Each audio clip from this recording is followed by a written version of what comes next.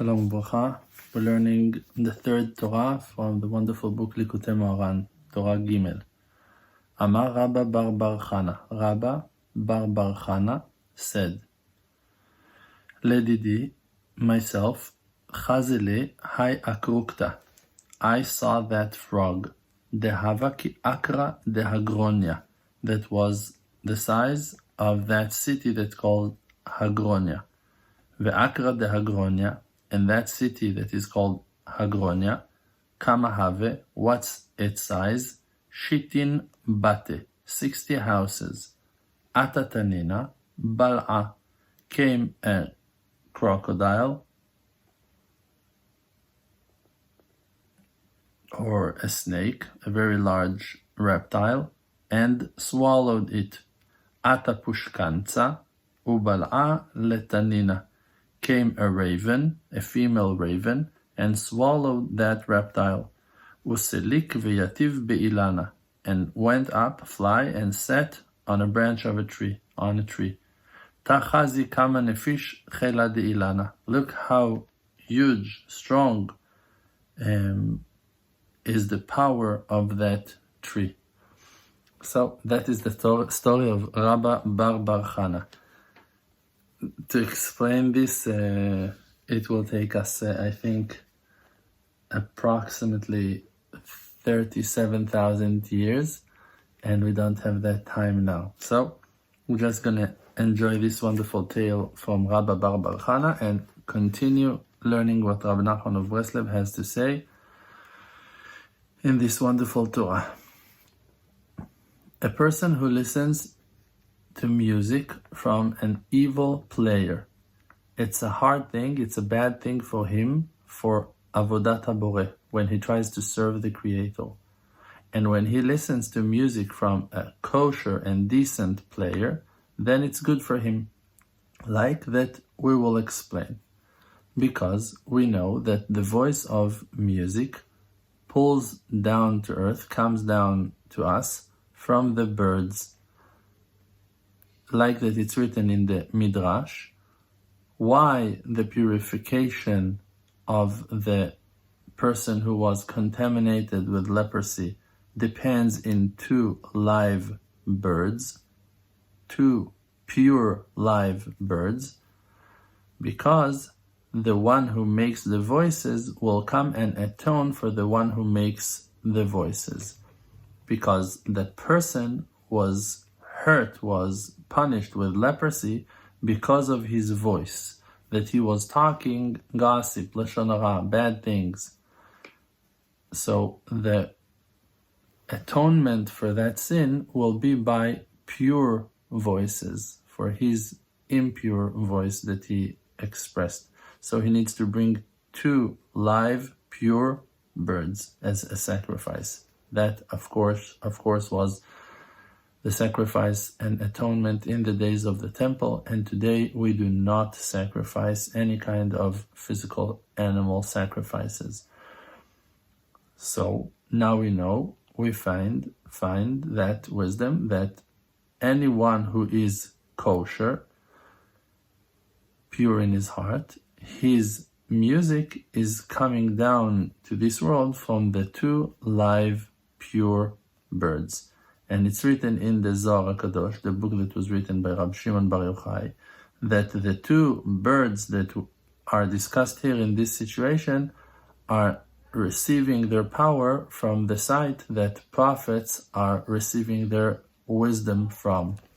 Therefore, the player, means the singer, is called Chazan. Chazan is the person who stand on the stage and singing the songs and praying for the public in the synagogue. We call him Chazan, Milshon Chazon, from the word Chazon. Chazon in Hebrew means vision, means prophecy, because he takes the tune, the music, from that side, from that place that prophets are receiving their prophecy from. And when the player, means the singer, is evil, then he takes his music from different birds that are trapped in the husks. And it's written in the Zohar that the birds that are in the husk are receiving from the chest of the kingship.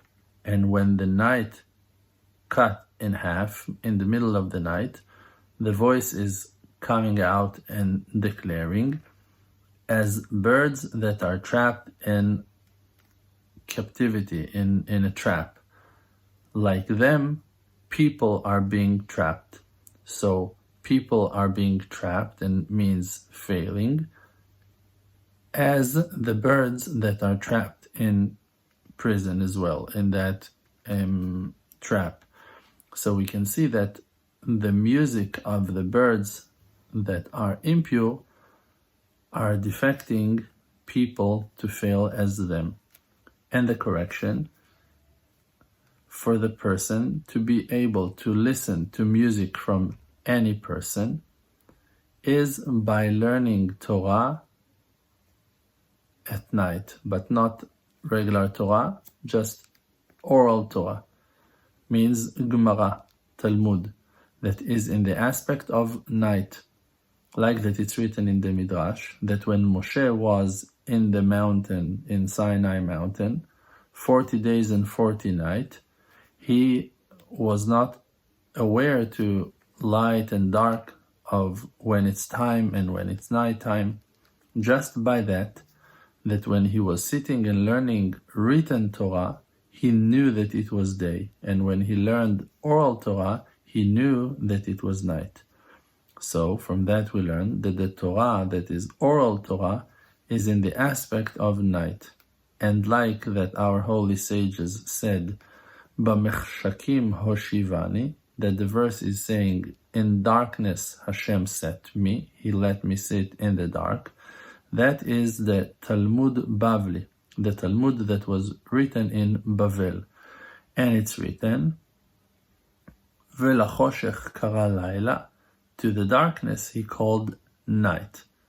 So we see that darkness is the place where we sat and learned oral Torah, Talmud Bavli, and that dark place is the night. So the oral Torah is equal to night.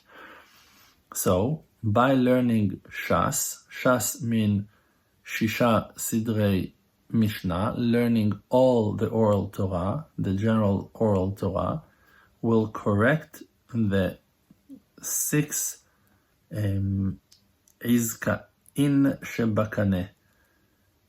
This is something that I really need to check how you say, how to translate that. Thank God for Google Translator.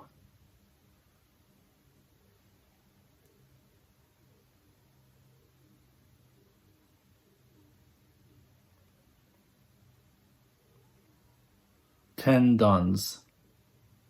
Maybe tendons. Tendons. I hope it's the right word. Tendons in the throat of the person. Let's see if I was right. We need to check this translation. What are those? Yes, tendons. Okay, so there are 6 tendons in the throat of a person, like strings that the voice comes out from. So the person, by learning oral Torah at night, he's fixing those 6 tendons, that from them the voice is coming out. And on that, the verse is saying, Kumi Roni Balayla, come, stand up and sing at night. Means that there's going to be establishment, that when a person will sing at night, he will stand up on his feet.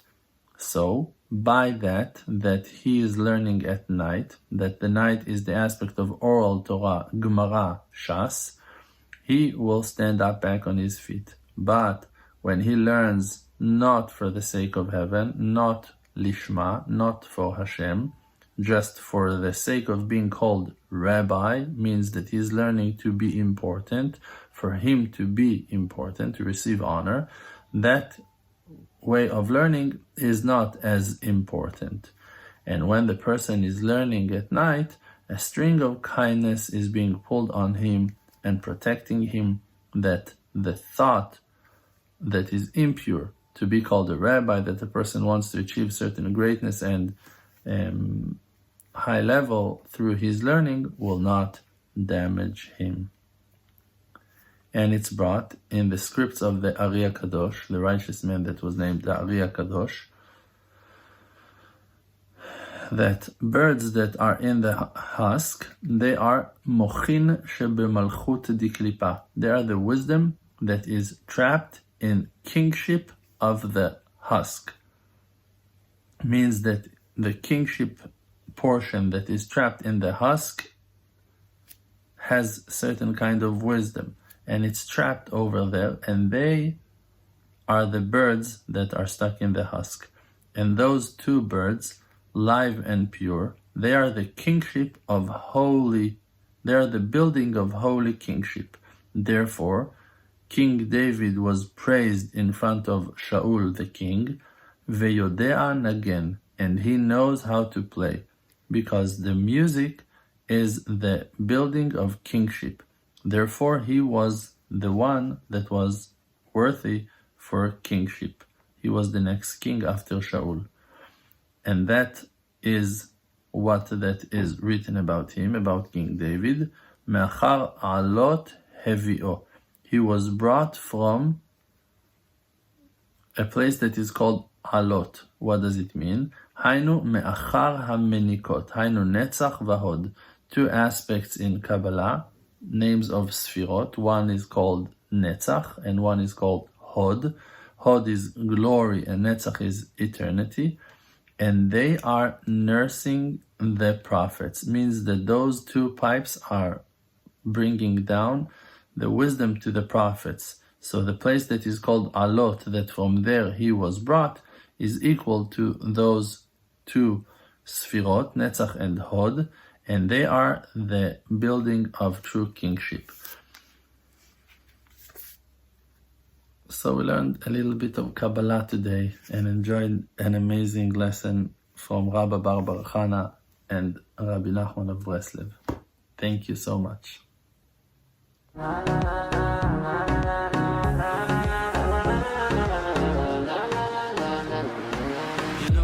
My name is RDMC with the Muna Project, all the nations with me. Close your eyes, just breathe, see the truth. Don't chase the fake world, don't buy the fake news. Be yourself, your own true self. Don't let no one take our natural wealth. See the good, no fear, no despair. Cherish who that you are and share. Source of power from an endless spring. Light of courage in yourself, yeah. They can kick you down to the ground. Hold yourself up till you are, put up your crown. King of the creator, holy soul inside. Focus on the spiritual and you shall